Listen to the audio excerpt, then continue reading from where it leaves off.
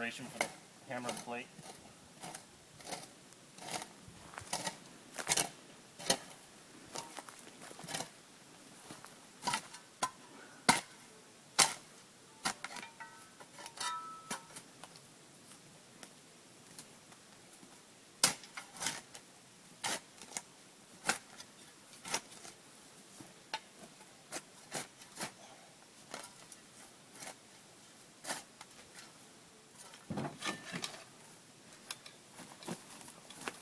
Put the plate in the center of the spot that you've cleared. Pull out your reel tape. It's marked for the electrode layout. Lay it on the ground so the center of the tape is centered on the plate. If it's not, just adjust it. Set your electrodes at the appropriate location in line with the plate. If you need water, dig a divot before you do this and put water in it. Otherwise, just put them in approximately a straight line right in the middle of the plate.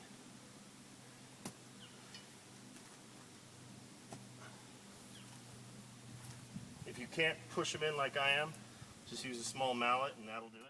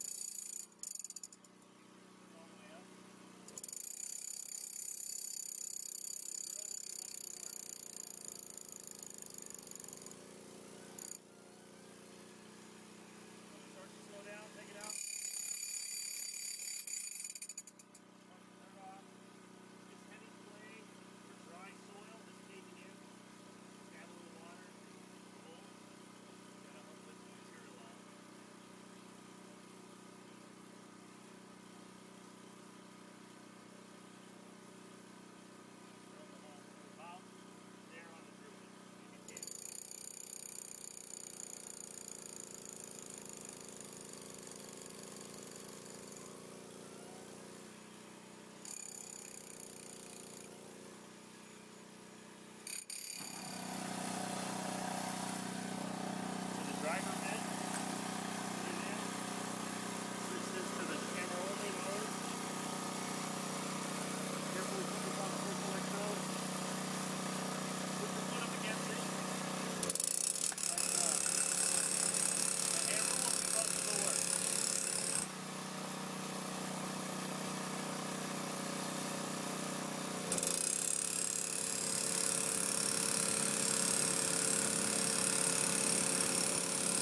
generator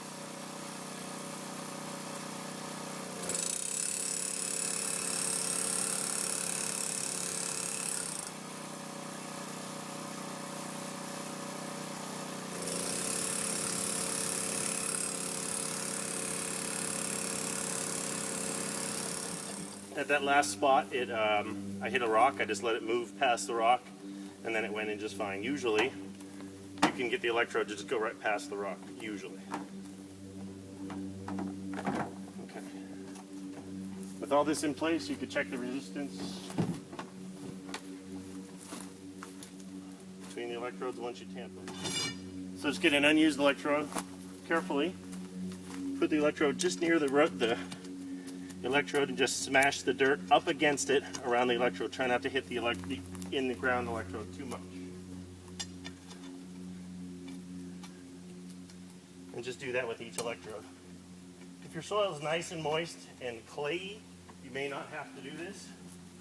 Or you have dry soil, or put one end onto the electrode pair. Just touch it firmly. Get a reading. In this case, I have about 850 ohms between electrodes. Same thing under the second pair. And I bought 900, so that's pretty balanced. You're looking for just balanced. There's no magic like that. We can lay out the antenna cable. I always put red forward, red to the front of the truck. If you happen to be operating out of the back of the truck or off the tailgate, then you can put it red to the right or to the passenger side of the vehicle. But I tend to try to run close to parallel with the survey vehicle.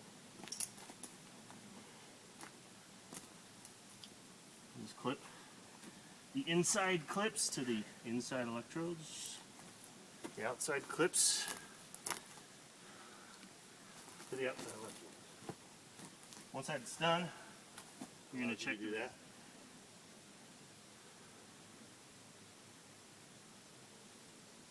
You open the scope and look at it. We have a little bit of noise, which is good. That's what we're looking for, just a teeny bit.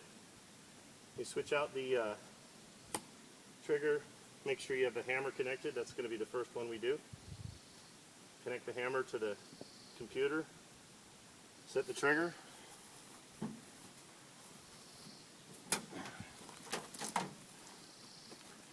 Put them all. Stand with your feet about shoulder width apart. Hammer over your head. That sets the trigger. And it creates a signal if there's water. I save the data. If I get good data on the first one and I'm primarily using the buffalo gun, then I just stop and move to the buffalo gun. Change out the cable for the buffalo gun, make sure it's connected.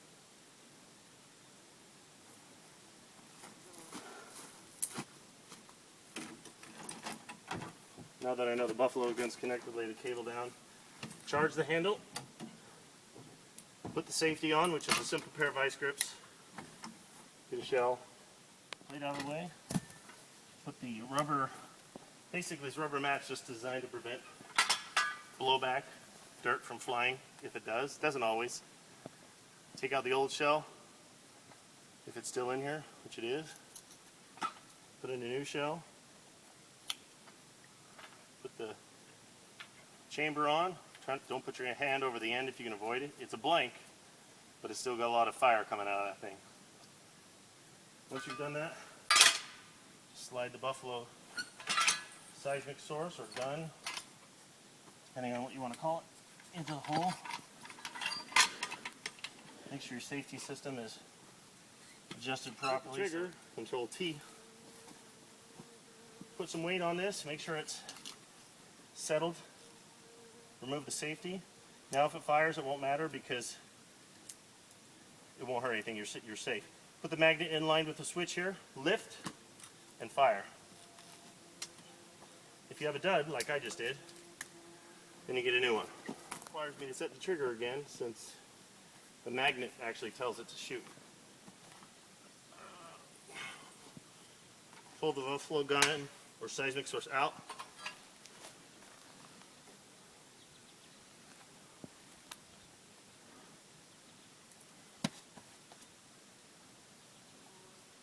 Pull the dead shell out.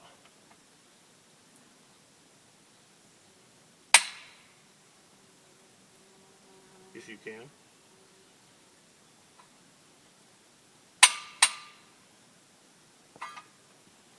If it won't come out, careful with the cable. Set the gun down. Just use the end of your other electrode. Push the shell out. Put a new shell in.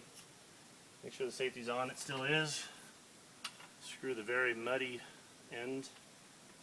In this case, try not to keep your hand over the end. Safety conscious, right? Tighten it down. Make sure it's firm in there. Do the same thing before, so just put it in a hole. Put some weight on this. If it didn't fire before, it could have not come down hard enough, so what I do is stand on this, put my hand on the back of this, just put a little pressure, and then it fires. Perfect.